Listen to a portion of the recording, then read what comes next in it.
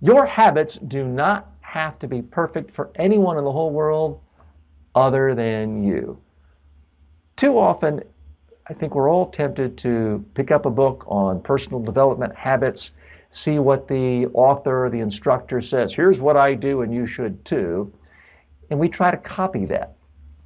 And the reality is, all of us are different. There are some similarities. There's really no one in the world who needs to live on a daily diet of Coca-Cola and M&Ms all day long. So if that's your current diet, then it's perfectly fine to say, let me be like everyone else who's healthy and get rid of that habit.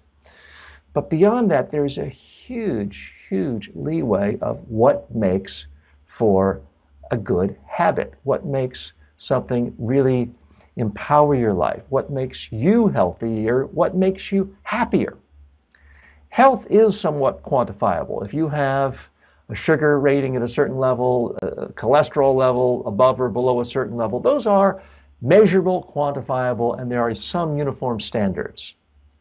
But your happiness, well, that is completely a different matter. It is subjective. What I have found, and what many habit researchers have found, is the more you make yourself happier, the more likely you are to be productive, to fulfill other habits in your life, to do the things you need to do to be healthier, happier, sleep well, eat well.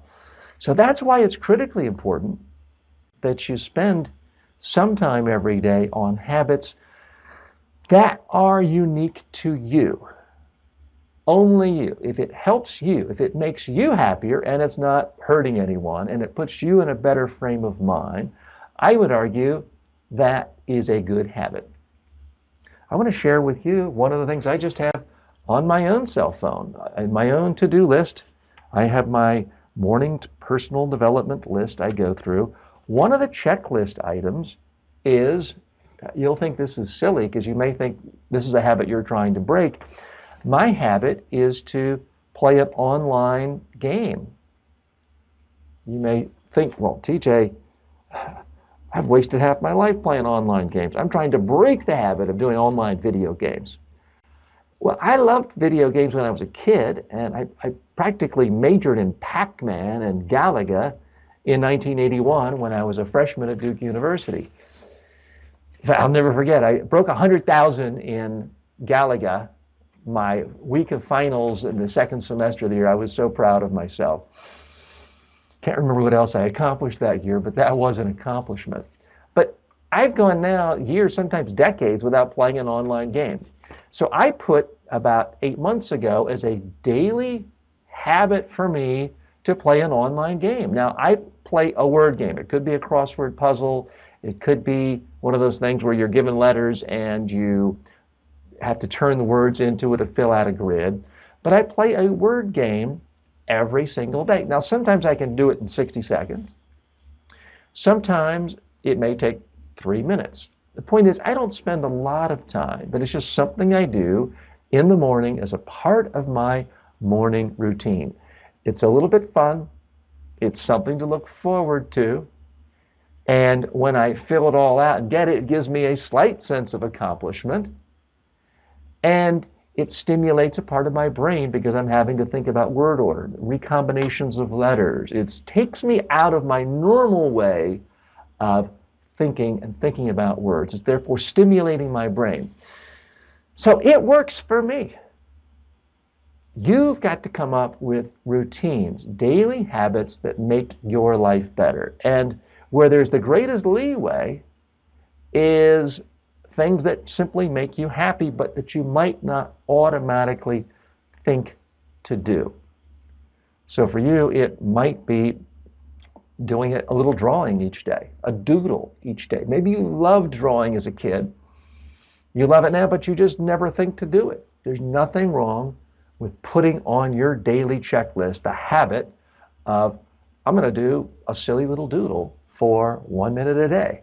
Is that going to make you richer? No, probably not going to sell them. Is that going to impress your boss? Unless you're in the art world, probably not. But if it makes you happier, then there is a payoff, because all the research shows that it dramatically increases the chances that you will hold yourself to your other habit standards that you have. If you can check that one off and feel good about it, you're much less likely to fall into bad habits of eating that donut at snack time or doing any of the other things you don't want to do. You're more likely to do the exercise you planned for later today. That's how these things relate. So critical when you're coming up with your own list of habits that you want to fulfill on a daily basis, you've got to have some that are just for you. Other people may laugh at them. I have some I haven't even shared with you yet that you might think are really silly. Okay, I will share with you. One of them is I draw, and my drawings are horrible. And I do faces and doodles. It's just something for me to look at, stimulates a part of my creative side of my brain. I show them to my wife and my daughter, and they say, "Oh, that's the worst ever. We thought yesterday's was horrible. This was the worst." And I'll often draw pictures of my daughter and wife, and they really think those are awful. And you know what? They're right. But guess what? It doesn't matter.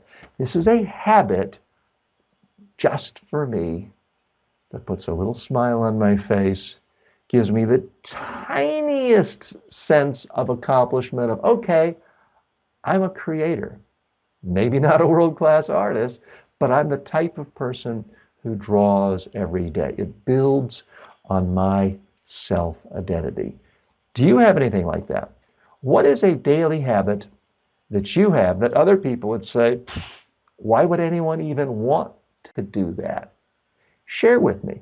Let me know. If you're watching from YouTube, Facebook, Instagram, TikTok, or any other platform, I'd love to hear from you.